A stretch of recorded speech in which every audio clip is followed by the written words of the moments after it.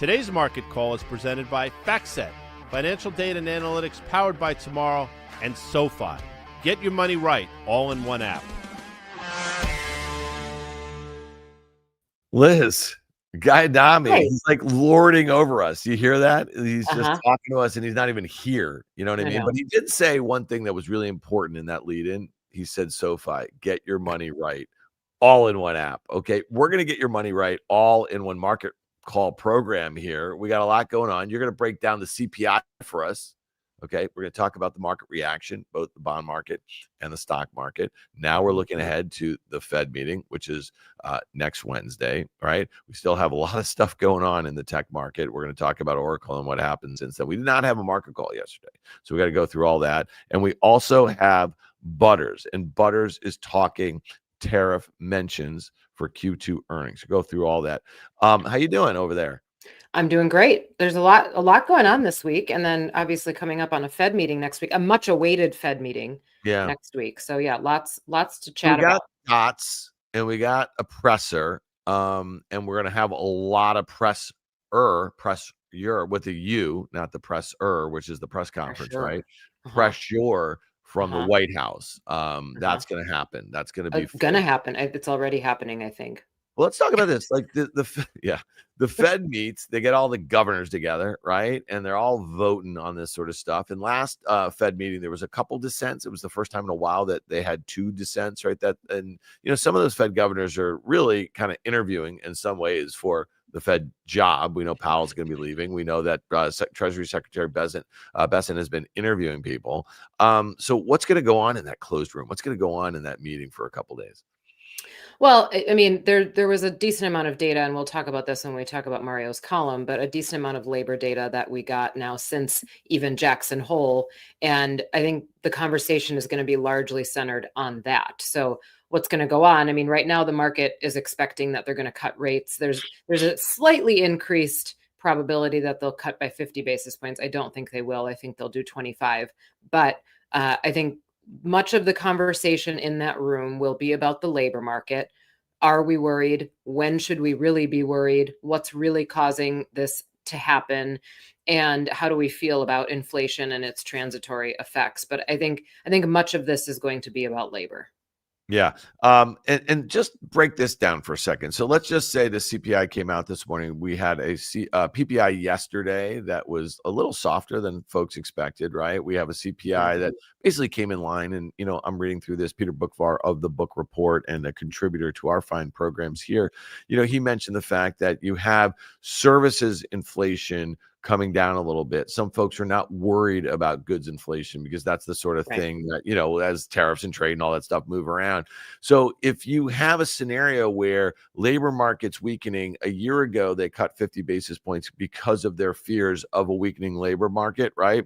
And inflation, they felt pretty okay about at that point. Like it was going towards their 2% target. So now here we are a year later, and the Fed funds future, the CME, Fed Watch tool is, like you said, a near certainty of a 25 basis point cut. We haven't seen a lot of movement towards a 50 basis point cut. So how do you weigh a fact that maybe the inflation data is not as bad as we thought a couple months ago, or over this last couple months, let's just call it, which was giving Fed cover to kind of stay put, right? And now you have this back and forth.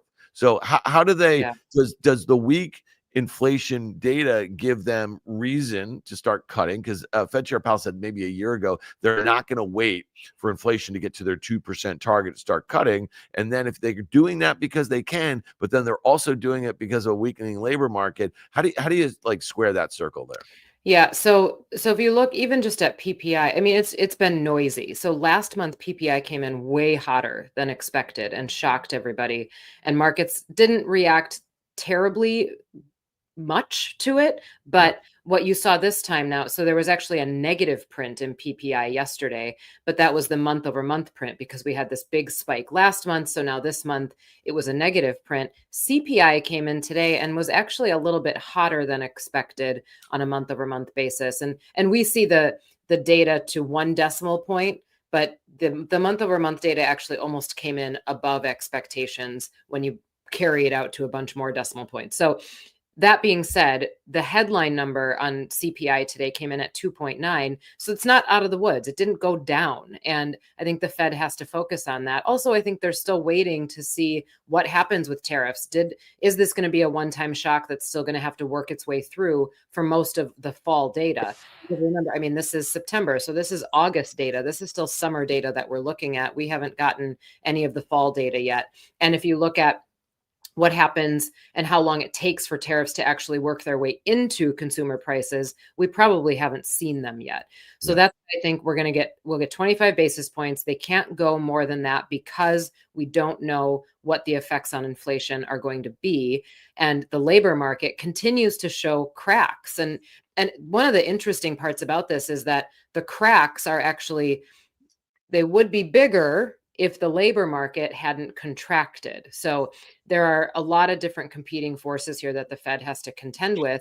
I never envy them. I really don't envy them right now. I think they've got competing priorities, and I think they're really trying not to get themselves into a pickle with a new rate cutting cycle or a reignited rate cutting cycle at a time when inflation could still be a problem. Yeah, I mean, if I'm Fed Chair Powell and I do the 25 basis points, and let's just say he really wishes he could just kind of, hang out a little bit and see how those inflation readings are coming. He knows that the long and variable lags of, monetary policy, like 25 basis point or this month or next meeting, it's not going to do a whole heck of a lot for the economy, maybe psychologically, right? Maybe you see some kind of variable mortgages and HELOCs. I just sound like Danny Moses right there. You see that sort of stuff, benefiting from that, right? But who knows? Let's talk about the reaction of the 10-year yield. And, I pulled up a 2-year chart right here because I think this is most interesting. When you go back to last year, you see the lows in the 10-year. What did it kiss? 3.7% or something.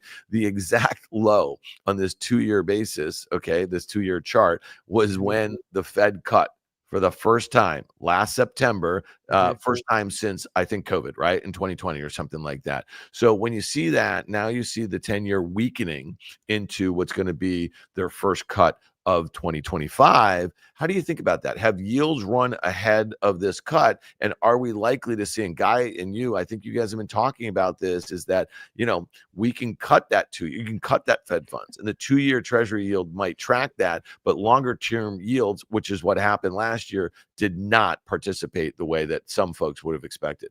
Right. So just for everybody's perspective here, the 2-year is currently at 351. The 10-year, as of this moment, is at 4.01. It did actually get below 4% today, and it's back up now, but it got below 4%, which is a big mental threshold. So here's what I think is happening right now in yields. If you think about the 2-year yield, which I think is tracking expectations for Fed cuts. So we've seen this consistent drop in 2-year yields. Is that what I'm looking at? Yeah, the consistent drop in 2-year yields, but the 10-year yield has not budged as much. And that's what's causing the steepening of the curve. The 10-year yield, I think, had been reacting to inflation data and worrying about the longer term effects of either inflation or government spending. So it's being affected by tariffs. It's being affected by all the uncertainty that's happening about whether or not tariffs have baked through into inflation, if it's going to bake through into inflation, companies passing it through, all of that. So the 10-year right now is reflecting, I think, a longer term economic view and longer term economic worries, whereas the 2-year is reflecting what the Fed is likely to do next week and for the rest of fall. If the 10-year stays high and continues to rise, we talked about this last week, it could mean a couple of things. It could be that growth is expected to be stronger, and that typically happens. You usually see longer term rates rising or being higher than shorter term rates when the economy is strengthening. I don't think that that is the main effect right now. I think that right now markets are still worried about inflation. Markets are still worried about tariffs, and they're concerned with the level of government borrowing. And all of this volatility around pressure from Washington isn't helping. So we've got a 10-year that is not necessarily doing what the administration wants it to do, which is fall. It fell today, yes, but it's not falling on a consistent basis like the 2-year. So I think we are at a point in the market again where you might see those dreaded bond vigilantes come back in and say, you know what, the term premium, and we've got a chart on this for later, the term premium on longer term debt needs to be higher. Investors deserve to be compensated more for taking that longer term duration risk. Yeah. And you said the market's not worried. For the most part, the stock market is not worried at all. You Hmm. know what I mean? And we're going Hmm. to talk a little bit about that. If you look at the S&P 500, it's just kind of grinding higher. It's up 70 basis points today. And I think whatever reading that some folks looked at the CPI, it just gives them, more confidence that next week it's going to happen, despite the fact, like you mentioned, it was a little hotter some of the ways you look at it. I just want to throw this, and this actually speaks a little bit to this kind of conundrum about the economy, despite what you said, the cracks in the labor market are. This is from Torsten Slok. He's the economist over at Apollo. You see this strong economy, but weaker labor market because of lowering immigration, question mark. And so I think he lists a whole host of things. Trade policy uncertainty is returning to more normal levels. Economic policy uncertainty is returning to more normal levels. Restaurant bookings remain solid. U.S. air travel remains robust. Las Vegas visitor volumes and total nights occupied remain solid. Same-store retail sales remain solid. Hotel bookings remain solid. Bank loan growth is increasing. Bankruptcy filing are stable. Broadway attendance and visits to the Statue of Liberty remain at normal levels. So maybe the reason the labor market is softening is because lower immigration and not because of a slowdown in the broader economy. All right, give me the 411 on that. Okay, so a lot of these are sort of, I won't call them pop culture measures, but I think good measures of, are people still spending money in a very discretionary way? You don't have to go to Broadway, right? And tickets to Broadway, by the way, are not cheap. So things like that, are people still spending money on entertainment and some of these services? And the answer is yes. Broadly speaking, we are in probably the best case scenario, we are in a normalization process and we're normalizing everything. We're trying to normalize interest rates. We're trying to normalize inflation. We're trying to normalize even trade policy on some levels. We're trying to think about what's the normal level of valuations given the environment and normal levels of earnings, all of this, normal levels of CapEx spending. There's going to be an adjustment that has to happen when you go through a normalization process. The, again, best case scenario is that the Fed starts this cutting cycle, and they're doing it because they can in order to normalize the long-term interest rate complex, let's call Yeah. it. If things start to turn down and they have to start cutting because they have to, and it's not a normalization process, now we're in a saving process, that's a different story. But these indicators are showing us, okay, people are still feeling pretty good, or at least feeling good enough that they're spending money. I will take the point that maybe the labor market is weakening because immigration has gone down. Yes, however, all it does is lower the rate that we need to add jobs in order to maintain a certain level of unemployment. And again, we have a chart that we'll look at a little bit later. I don't think that that explains all of it. I do think that there's some labor market weakening here that's just organic labor market weakening. There are a lot of companies that maybe overhired and now need to preserve some of their cost structure, and they're letting some employees go. And there hasn't been a lot of activity in the labor market for a long time. And now we're seeing that maybe that activity is turning in the opposite direction. Yeah, and there seems to be a bit of debate about how much generative AI is kind of helping that kind of point. I mean, that's not even mentioned in this little discussion I guess Torsten had in this slide. Well, let's do it. You said that you teased something. Well, first things first, we're going to do plenty of stocks. We're going to do plenty of stock market sort of stuff. So just stick with us here, because this is really one of my favorite times of our Thursday market call. We take a look at the On the Money blog. You can find this on the SoFi blog, but I prefer to go to SoFi.com/on-the-money, and you can find that. We do a little preview of it on Thursdays. You can have it in your inbox, in your email. Just go to SoFi.com/on-the-money and sign up for it there. Right, Liz? Is that the easiest way to do it, probably? Yeah, and I don't remember if this little clause was in here before. It delivers intel, insights, and inspo. I love that. Well, I'll tell That's you what one we're thing. trying to do. And Timmy, he kind of you might want to use some of these graphics, by the way, because Maybe they're pretty send hot. these to marketing. All right, let's get to it here. This is your note, and I think this is a good segue from what we were just talking about to some of the things that you and Mario focused on here. Yeah, and Mario wrote the note this week. I was traveling, so he pinch hit this week, and he did a great job. So this one focuses on labor. And we know about the stories of job revisions. We know that there was the big NFP report that was revised down, the 2 months data. And then recently, there's another report that comes out that basically looks at it's usually pretty dated, but it looks at the year that finished March of 2025, and jobs were revised down by 911,000. Last year, we thought that was a big deal, and it was like 800 something thousand. I want to say it was 840 or 860,000. This year, even bigger. So when we look back at the last, call it 12 to 18 months, many fewer jobs were added than we originally thought. Many fewer jobs were added than the market already reacted to. So what this chart is showing you is just showing the revisions. And then you've got a 3-month average of those revisions. And obviously you can see when the revisions are in a downward direction, that's usually clustered around one of those gray shaded regions, which is something that we don't want to happen, right? That's a recession period. And right now we're starting to feel like these downward revisions, the red bars, are starting to get a little bit more clustered and maybe even a little bit more dramatic. And that is not a trend that we want to see. So something to keep on everybody's radar.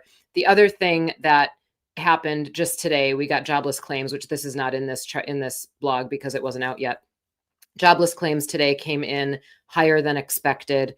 There could be just some seasonal issues with that, but that's always something to watch because the jobless claims data that we get every single week is what's called high frequency data. And usually you can see some cracks in that before you see it in this type of data, which is much more backward looking. Yeah. And so in the next slide, you used a word that I just find so hard to say, Liz, if I'm on like the Fast Money or here. I mean, here, I don't care. You guys will kind of bear with me here, but this is the consequences of politicization, politicization. It's also one of those words like democratization. This is harder than democratization, but they're both hard for me. I don't know why. Just don't use them. Yeah. Consequences of politics. Okay. Well, the consequences of just really the political environment here is another way that we might say that. I don't know. I think you were just doing this to kind of, trip me up a little bit. And so the Lisa Cook thing, man, this is not something that we've really seen. This is like a kind of roundabout way to kind of get at some of the things that you'd want to from a political standpoint on an institution that is meant to be independent, Liz. Yeah, and it's not feeling independent really at all right now, or at least not insulated from political pressure. And the Lisa Cook thing is not solved. It's not over. It seems like it's going to drag on for a while now that this ruling came in that allows her to stay in her seat until it's actually determined what really happened and somebody else needs to make that choice. So it's going, unfortunately, to serve as a distraction in the background until it's done. And it's going to be another reminder that there's a lot of political pressure on the Fed. Unfortunately, we're going to have to talk about that. There's really no way to model that. There's no way to put that into any financial analysis and say, here's what yields should do, or here's what the market should do because of this pressure that she's under and that the Fed is under. But one of the ways that you can look at the reaction to the market, and there's a lot that goes into this. This is not just Lisa Cook, but one of the ways that you can look at it is what I mentioned before, which is the term premium. And that's basically just long-term yields minus short-term yields to tell you how much more investors are requiring in order to hold longer-term debt. Mm-hmm. And the blue line, the lighter blue line on this chart is showing you the term premium. You can see that it's gone up pretty markedly since April of this year. A lot of that, I think, has to do with the level of borrowing and basically how are we going to offset that borrowing. So we're worried about the long-term prospects of the economy, but it's not being helped by the fact that the Fed is under so much pressure and that there's all of this political uncertainty and pressure going on in places that directly affect yields. So we've seen a steepening of the curve. That's when the term premium typically rises, which is obviously what's happened here. But it's also at a time when the 10-year Treasury yield has sort of come down. So the fact that the short-term yields are going down much more than long-term yields are going down, you just continue to see this steepening in the curve. And again, that could always be for healthy reasons. That could be something that indicates the economy is getting stronger. I think in this case, and particularly because of what's going on surrounding the Fed and surrounding fiscal spending, I think that long-term yields are rising because investors are just saying, you know what, we don't feel as good as we did about not only the independence of interest rate policy, but we don't feel as good as we did before about maybe the offsetting mechanisms that could help with all the borrowing we're doing in Washington. Yeah, I think also the reliability of our country. And, like if you don't think that the Fed, you know what I mean, is going to be this independent agency. It's going to be a tool of the executive branch going forward. And you are one of our, biggest trading partners, or you rely on, stable monetary policy here to kind of lead the way for the rest of the world. You're going to see that longer term debt. I mean, you're going to see that yield. It's going to go higher. And I think the one, you're not hearing this talked a lot about. Mhm. A huge driver of our growth over the last couple of years here has been this CapEx build. We're seeing hundreds of billions of dollars by, a dozen companies here. And I think it was Torsten Slok also, maybe 1 or 2 months or 2 weeks ago, he put this chart up and this data that's showing that 2/3 of, our GDP is generally consumer spending. For the first time, we've seen something else come close to that, and that was the CapEx spend. So if you think about yields longer term are going to stay bid, right, in that 30-year, and you're looking at long duration assets like high valuation tech stocks that are spending, shit tons of money right now, and the hope is that 10 years, 15 years, they get that sort of return. Well, you're going to have to discount, right? You're going to have to discount those cash flows, and that is not being appreciated right now, at least in valuation. So I just think that might become a narrative if we are in a situation where there is an economic slowdown here. If you do see these major companies slow down their spend, that might be good. Shareholders might like that. But at the end of the day, what were you paying for? Why were you paying 45 times for a Microsoft or something like that just spent $500 billion for a build out that they might not see the return on that investment, especially if there is some sort of digestion phase, right? For at least from the CapEx, the demand for these products. So again, I think it's a bit curious here. It hasn't happened yet. And you see situations on a weekly basis. And let's talk about this Oracle because, well, before we do that. Well, hold on. I want to make a point real quick to tie that treasury curve too. So what seems to be happening is those stocks that we consider long duration stocks are responding to the fact that the 2-year yield is falling. Yeah. Right. They're responding to the fact that Fed cuts are on the horizon. Short-term yields are falling as a result. And to your point, when you build a cash flow discount model, a cash flow model to try to figure out what's the fair value of this stock today, you shouldn't necessarily be looking at all these very short-term rates. Now, the risk-free rate that you use, of course, you can choose which one you want to use. But when you're thinking about it as a long duration stock, you're buying this for growth well into its future. You should be using more of a long-term discount rate. So the market is I think queuing off the wrong thing. That's a little bit more instant gratification right now and proving that these valuations are justifiable. If we were doing it with a long-term view and using 10 plus years of yields as the risk-free rate, you might get a different answer about what fair value of these stocks is today. Right. And so one of the best examples is Oracle. I mean, just so yesterday, the stock was up 37%. At one point, it was up nearly 45% because they basically are saying that they have an additional, because of the orders that they have for data center build outs from OpenAI, largely because of that Stargate that they had already announced. This was going back to late January. It was, SoftBank out of Japan funding this build out, and it's OpenAI. That's where the data center demand is, and then Oracle is going to build that data center, right? So we already knew this. We already had this number. So what Oracle did was they kind of put some sort of framework around it. They basically said they're going to have $300 billion in revenue over the next 5 years. But here's a company that does not have the balance sheet that Microsoft, that Meta, that Google, and that Amazon have, right? When you think of the large hyperscalers. And so this is a company that, again, this is going to be a strain on their cash flows. How are they going to gain market share? Okay, they have basically this market share that's being, earmarked for them from OpenAI. But at any moment, that this pullback, because they have this agreement, doesn't mean that it has to be, it's take it to the bank. It's going to happen, right? And so I just think it's curious, Liz, that this company gained $250 billion in market cap in a snap, okay, to kind of, put that against the $300 billion in revenue that they're supposed to get because of this deal. That doesn't make a lot of sense to me. And so then if you think about the return is going to happen 10 years from now, and we just talked about that steepening yield curve and what it means for longer dated yields, that doesn't make any sense. So really, from my standpoint, it's a sentiment trade. If you look at the rotation that we are seeing in the Mag 7, look at it today. Apple, which is not an AI play for the moment, is up 80 basis points. Nvidia is unchanged on the day. Wait a minute.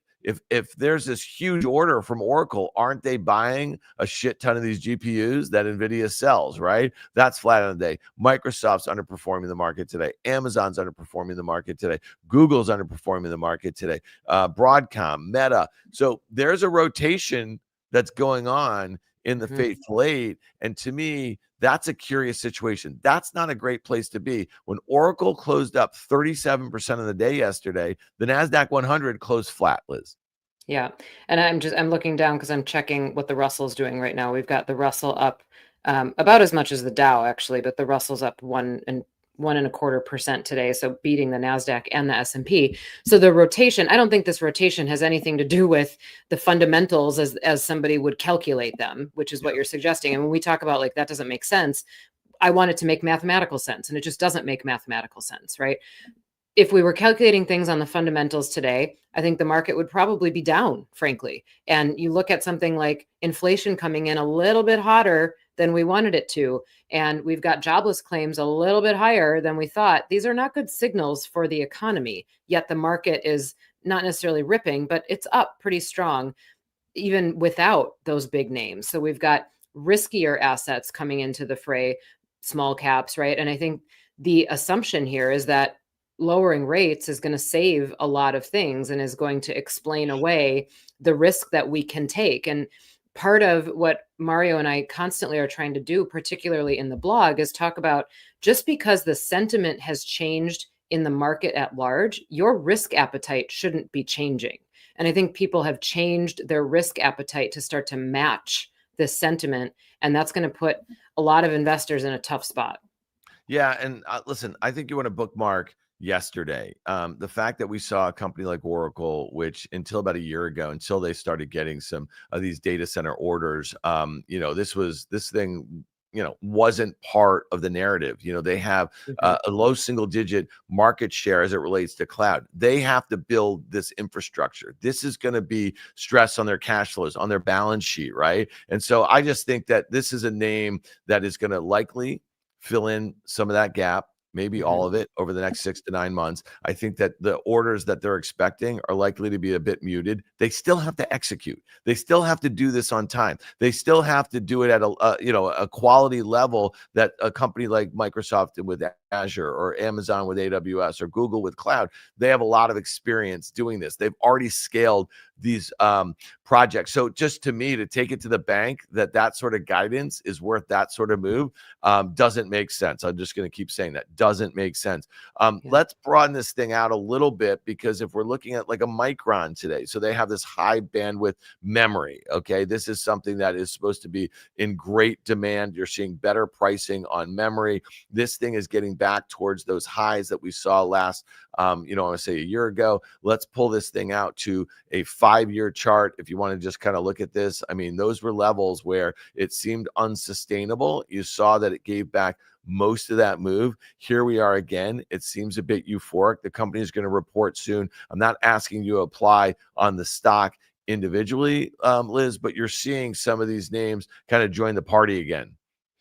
Yeah, and I wish I could say, oh, here we are, this is euphoria. Unfortunately, I don't think we're there yet. I think that some of this is maybe the beginning of what could look a little more unhinged, but there are spots, right? There are spots where you can see, like I talked about before, I think investors have adjusted their risk appetite upward because they're trying to find some sort of opportunity. And I think that there's also an effect where the gloss has come off of the Mag 7 in some ways, right? They haven't performed as strongly this year as maybe the last couple years. So the shine has come down a bit, but investors are still searching for ways to put AI money to work. They're still searching for ways to put tech money to work. So I think you see this outsized effect when suddenly there might be another opportunity, and everybody's got this hunger for the dopamine hit that they're going to get when they try to find the next NVIDIA or the next stock that's going to be able to perform like Palantir. And I think that's the effect that we're seeing from a sentiment perspective right now on investors saying, oh, wait, maybe this is it. Something changed. There's good news on one stock, and now I'm going to go chase that. And it just kind of feeds itself. So I think part of part of building into euphoria, and again, I don't think we're there, but part of building that optimistic mindset is when investors adjust and sort of forget the rules of diversification and forget what their risk appetite really is from a long-term perspective and pile into concentrated parts of the market looking for that next opportunity. Yeah, but the only problem, Liz, is that the major indices are very concentrated, right? So Right. those top 10 names make Right. up 35% of the S&P. They make up 50% of the NASDAQ 100. I just want to show one thing. Let's go back to that S&P chart. Let's put a 200-day moving average on that. We saw that we had that breakout, I want to say, 2.5 months ago. You see, that rising 200-day moving average. Let's put the cursor, a horizontal line from that breakout level there. You see now a little lower. Come on, people. There you go. From the Jacob, from the February highs, from the February high. Yep, up, a little higher. All right, I'm gonna have to start doing this, Jacob. A little higher. See that February high? There you go. Stop. Okay, so we see this kind of 5% move. It's been a grind. We've definitely seen some pullbacks. The pullbacks have come around jobs data. They've come around macro data, right? And kind of the back and forth about what the Fed might do or not do. Let's go to the RSP now, and I know that you're going to have something to say about this. So this is the equal weight S&P 500, right? And you see that it's back towards those prior highs. That takes you back to late last year or so. So a lot of those big names have been driving the performance, despite the fact that they actually have not kind of hit some of the levels that they were outperforming the S&P over the last 2 years when it was up 25%. But when you look at, let's say, Nvidia is still up 32% in the year, Microsoft's up 19%, you have Google up 28%, you have Meta up 28%, you have Broadcom, which is the eighth name in the faithful eight, up 60%. They're still doing a lot of the heavy lifting. They're still doing a lot of the heavy lifting as it relates to earnings growth, right? So we look at the 490 of the S&P 500, they're like growing at low single digits, right? So I just think that this is something to continue to pay attention to. And that equal weight S&P, it's probably not going to do the thing that you hope it to do if we do see the market kind of grind a little bit or broaden out. I just don't see this thing breaking out in a meaningful way. Yeah, well, and I would come back to a point that I made a couple of weeks ago on this program, that you don't really see small caps break out until much later in a cutting cycle. So this idea that the Fed is going to start cutting rates again, and this is small caps' time to shine, which is what would grind the equal weight higher, you don't really see small caps outperform until after 200 basis points of cuts. And by the time you've got 200 basis points of cuts, things are probably not going very well in the economy. So the premise, I would just caution everybody that the premise of, okay, rate cuts are going to drive small caps to this durable new high, it might drive them in the near term. And somebody put in the comments, how do you not think we're there yet? We're not at euphoria until everything has participated to that euphoria level. And small caps are probably one of those things. So we would have to see a lot more rise in some of these smaller and mid-sized names to a level where, okay, now everything is starting to hit new all-time highs. And the RSP hasn't quite gotten there. The RTY, which is the Russell 2000, hasn't quite gotten there. I think there are more steps in that euphoria behavior before we would get to a point where it's like, okay, we thought it was ridiculous before. Now it's beyond ridiculous. I just don't think we're at the beyond ridiculous point yet. Yeah, beyond ridiculous is the thing that you can continue to do that week on week. You could say that's beyond ridiculous. I mean, I think there's some things that are causing a lot of regular investors who don't pay attention to it on a day-to-day basis to kind of, when you see a move like Oracle, right? Or you see, people get excited into Apple's iPhone event and then they sell it off right away because there's nothing going on there, right? Or you see, and I want to pull up Tesla in a second here. So if you start to see Tesla, which the fundamentals are not good right now, let's just be clear, and this is not me, with my bias, that's a great looking chart. I'll just say, if I didn't know that was Tesla, I'd say, you know what, that rising 200-day moving average, it's been kind of tracking with that. It's made a series of higher lows. You see where that kind of 360, I think it is, that kind of resistance level. If there was ever a reason for this stock to go higher, something on the fundamental front, this stock is, on a straight, like line to $400. And, one thing I'll say about this is that as we get to September 30th, that's when those $7,500 EV credits go away. And you're going to see likely a big pull forward, folks running out, whether it's Teslas or other cars, and so that might be something when they report the first couple days of October, their Q3 sales, that might be a good catalyst. They've been missing those numbers for like quarters and quarters and quarters. It's one of the reasons why the stock has been left, for dead for all intents and purposes relative to its peers and to the its mega cap peers into the broad indices. So that's the sort of thing, Liz, if you saw that stock make a run again for its prior all-time highs, that would be near euphoric because the fundamentals aren't great right now. Right. And that's my point with you got to see everything start to participate. And a lot of things are participating, but it's not everything. And I think it can still, the euphoria can broaden out more before we would get to the point where it has to turn in the other direction. Somebody also asked, sorry, I'm just like pulling questions out of the comments, but somebody also asked, isn't it meme stocks that we should be looking at, meme stocks and SPACs? I don't think SPACs are what we should be looking at. That's sort of done and gone. But the meme stock thing, yeah, I mean, you would want to see that too before you could say this is euphoric. But I think you want to watch small caps. If those start to make a run for a new all-time high, that's when it's like, okay, this stretch now is probably long in the tooth. All right, so this is euphoric, but it's also pretty goofy. Pull up OPEN, that comes out open. Okay, this is Open Door. This is a company where, has not, the strategies that they had during the pandemic, it got a little, actually in 2021, pull up a 5-year for a second here, right? So this has been a situation where there's a guy named Eric Jackson who tried to make this into a meme stock. And he started this fairly aggressive campaign on Twitter, I guess. And so if you look at the headlines today, I mean, the fundamentals of this company have not improved. This was a 50-cent stock, just when was that? In mid-July or so.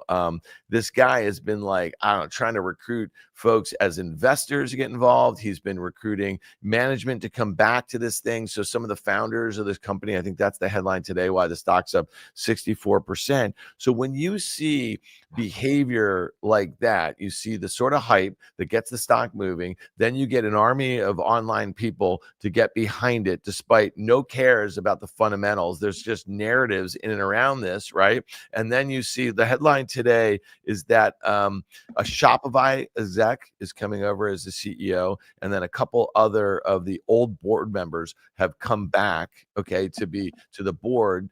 I mean, listen, is this something that you want to pay attention to? That, when you see this sort of market cap gain on a company that was left for dead 2 months ago, I don't know, Liz, this is something that's got my antennas up.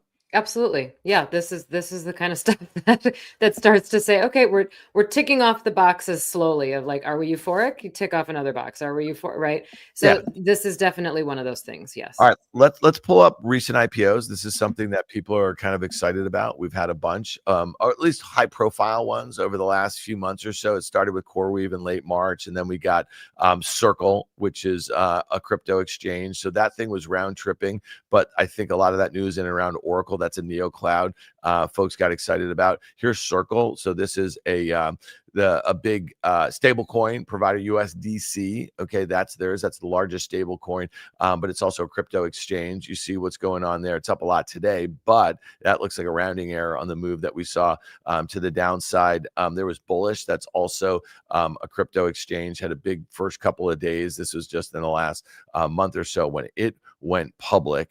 Okay, let's look at Chime, CHYM. Okay, so that is like a neo bank. Anything with a neo in is awesome right now, but that's actually not performing that well. Okay, and then the last one that we're going to look at, this is a buy now, pay later. This is a competitor to Affirm. This is KLAR. This went public. So we're seeing that initial pop, Liz, in a lot of these IPOs, but we haven't seen a ton of follow through, at least over the last sort of month or so. So talk to me about that. If you're going to see this huge backlog of IPOs, right, and they're not going to perform that well other than the big pop, if you are the company selling shares, you're pissed at your underwriters, because if it's just about a 2-day pop and the investors who are participating, they get the benefit of that, but the money doesn't go into the coffers of the company because they priced it too low, the bankers, that's not a great environment. Like, it's going to cause many of these companies looking to go public maybe to think about doing direct listings, which we saw a bunch of back in 2021. Yeah, I think the last point that you made is a really important one, that it'll change the companies that wanted to go public, that maybe were planning to add themselves to the list. It'll change their view of what that might look like for them. And I mean, the pops, I think it's pretty obvious that you've got all this hype around IPOs, and the market was kind of deprived of that for a while. So you've got all this hype around IPOs, and that's what drives the price higher in the near term and the excitement about it. And then everything comes back down to earth, and we look at the fundamentals, or we think about, well, I don't know, maybe this isn't the right environment. And investors realize that maybe we overreacted on the front end of it. Yeah, and it's pretty shocking just in general. You have an S&P that's on the doorstep of 6,600. We had a lot of strategists kind of come into this year, and they were looking for 10, 15% gains, right? And that was something that maybe looked like, I don't know, 6,500. You know what I mean? And then they were all chasing their tails. And as the world fell apart for a few weeks in April, then they were all ratcheting down their targets. Who cares about their targets? Carter's so good on it. He talks about this sort of stuff. But here we are now. We have a lot of strategists that are, tripping over each other to kind of raise, their targets here. And so, this is a tough one here. Do we get to sell the news? If we have this sort of hawkish cut, Liz, next week, might that be the thing that the S&P sells off of? Maybe. So you get a 25 basis point cut. Maybe the Fed comes out and they say, hey, listen, we're still focused on inflation. Yes, we're keeping an eye on the weakening jobs market, but our inclination is to kind of, lean towards making sure inflation doesn't get restoked. Yeah, I actually think the bigger risk is that they cut and they give a message that says we're seeing some real weakening in the economy, so we find it appropriate to cut, and the market changes the reaction and says, oh, wait a minute, they're not cutting because they can, they're cutting because there's actually something to be worried about here. And then you see the market reaction downward afterwards. That, I think that's a real possibility. This will be one of those meetings. I mean, they're all like this, but this will be one of the more important ones where the decision comes out at 2 p.m. Eastern time. You don't hear him start talking until 2:30. And the most dangerous time to trade is between 2 and 2:30, because the market's going to react to what the decision was, but then the message behind the decision might be the more important piece. And that's what the market will react to for the rest of the day, and then probably the following day. All right. Well, we covered a lot of stuff, but we have to do one last thing before we leave, Liz. We have to go to John Butters. John Butters is the senior earnings analyst over there at FactSet. He writes the Earnings Insight blog. If you want it in your inbox on Fridays, also, you're going to have a full inbox from all of our friends here on Friday morning. FactSet.com/insight/subscribe. All right, let's talk about this. We have Q2 earnings in the rearview mirror in just a few weeks, Liz. We're going to be getting to Q3 earnings. Can't wait, right? And this is going to be a really interesting one to track. And I think John's work this week kind of puts together a lot of the themes that we've been talking about for the last 30 minutes or so. The term tariffs have been cited on 359 earnings calls conducted by the S&P 500 companies to date for Q2. This number reflects a quarter-over-quarter decrease of 21% relative to Q1. However, this number is also the second highest number going back at least 10 years. All right. So let's talk about that. The quarter-over-quarter decrease. Was it that companies just got more comfortable because there was maybe, we had that taco trade, right? Where, Trump always out. We saw a handful of countries like Japan and the UK, and there was a couple others that were not, in my opinion, maybe the EU struck some sort of framework, but there were no deals. There's nothing written in stone right now. We're still obviously don't have an agreement with two of our biggest trading partners. That's Canada and that's Mexico. The China thing is outstanding. It doesn't really feel like that's going to get a whole heck of a lot better anytime soon. Might you see on the Q3 calls, where the markets where they are, where stock prices, for individual companies where they are, might they be a bit more cautious? Because we have some certainty relative to early April, but again, we don't have a lot of clarity with some of our biggest trading partners. That's Canada, that's Mexico, and it's China. Yeah. So, I mean, no surprise that the spike was in Q1. We all know what happened in Q1 and just the uncertainty that was surrounding it. In Q2, I think the drop, to your earlier question, the drop from Q1 to Q2 was that, oh, okay, maybe they're not going to even go on at all the way that we thought they would, and they're not going to affect our businesses. I think as we get into Q3, we're coming up on, it's the second half of the year, and companies have had to decide if they've been affected by tariffs, they've had to decide whether or not they're passing that through. So I bet that the mentions stay elevated, if not go back up in Q3, because then it's starting to bake through into the numbers for companies. We've seen it come through in some of the PPI data. We've seen it come through certainly in GDP. So I think that this level, the mentions of tariffs will start to go back up. It's just the way that they're mentioning it. And now I think after 3 quarters, companies will have to mention it as, okay, here's where we've seen the bite and what we've chosen to do to either pass that through or let it eat our margins a little bit. All right. Well, John Butters, we appreciate your fine work. You know where to find the Earnings Insight blog. You go to factset.com/insight/subscribe. You can get it there. And let's just do this one more time because Liz and Mario do great work. If you want the On the Money, there it is. If you want the SoFi On the Money blog that Mario and Liz write every week, go to SoFi.com/on-the-money. Liz, when is your podcast? When is that coming back out? I know you're thinking about it. I know early October. Yeah, we're starting to record episodes right now and fill in the coffer with all the stuff that we can release. If you are not following it, go to the podcast store, hit that subscribe button, rate, review it, share it. That's how people find it, Liz. And actually, a lot of those conversations that you had in your last season, I think they're as interesting today as they were when they came out. So go check that out. People, get ready for her podcast that's coming back out. Liz, thanks so much for being here. We'll see you next week. Thank you. Bye, everybody.